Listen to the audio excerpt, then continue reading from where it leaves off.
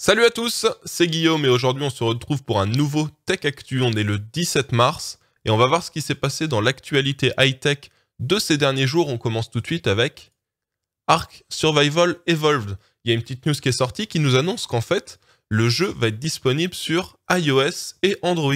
Donc il doit y en avoir pas mal qui sont sur ma chaîne qui doivent connaître ce jeu étant donné que ça ressemble beaucoup à Rust.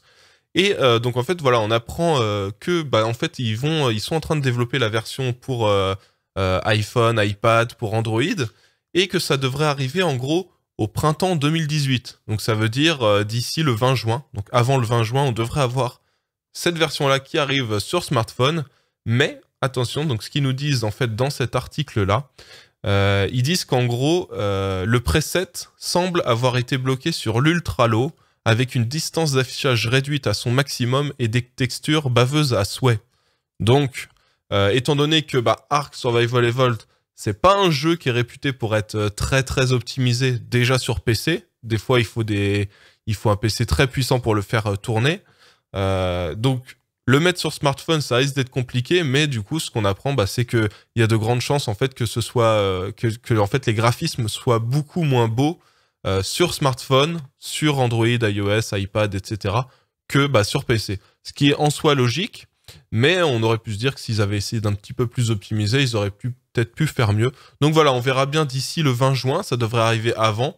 Il n'y a pas de date définie encore, mais voilà, d'ici là, quand ça sortira, on verra bien s'ils ont fait un travail sur l'optimisation, mais s'ils n'en font pas, ça risque d'être comme c'est annoncé dans cet article et comme on peut le voir dans la vidéo qui a été sorti, que la qualité risque d'être pas super bonne. Je vous mets le lien de l'article et dans l'article vous verrez il y a la petite vidéo d'annonce qui nous présente du coup la sortie prochaine du jeu sur iOS et Android.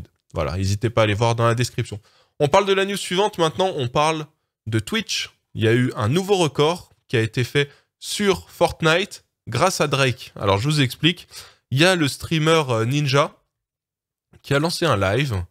Et en fait, il était accompagné de Drake, qui a tweeté auprès de ses presque 37 millions de followers qu'il était sur le live de Ninja. Et il était aussi accompagné de Travis Scott, donc, que vous connaissez peut-être, c'est un rappeur, c'est aussi le mari de Kylie Jenner. Et donc en fait, ils ont tous joué ensemble à Fortnite. Et du coup, vu qu'il y avait beaucoup de monde connu dessus, ça a ramené 635 000 spectateurs simultanés. C'est le pic qu'il y a eu. Et c'est le nouveau record de Twitch. Donc ça n'avait jamais été atteint.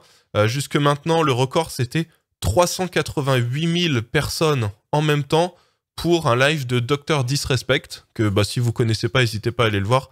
C'est un super streamer. Et donc, voilà, le record a été explosé, donc bonne nouvelle, parce que du coup, ça va donner un petit peu plus d'importance à Twitch, à tous les médias en général qui sont toujours un peu à dénigrer l'e-sport et à dénigrer ces nouvelles plateformes. Et voilà, ça va donner un petit peu plus de sérieux et ça va permettre d'appuyer du coup l'importance de cette plateforme-là. Donc voilà, c'est plutôt cool. News suivante, on parle de l'iPhone SE 2. A priori, il y a une vidéo qui est sortie, qui est donc une petite démo en gros de ce à quoi va ressembler l'iPhone SE 2. Alors je vous dis qui est a priori parce que pour moi c'est un fake. Je vais vous montrer pourquoi. Donc l'iPhone SE 2, vous savez, c'est le modèle d'iPhone qui est beaucoup plus petit. Voilà, vous voyez.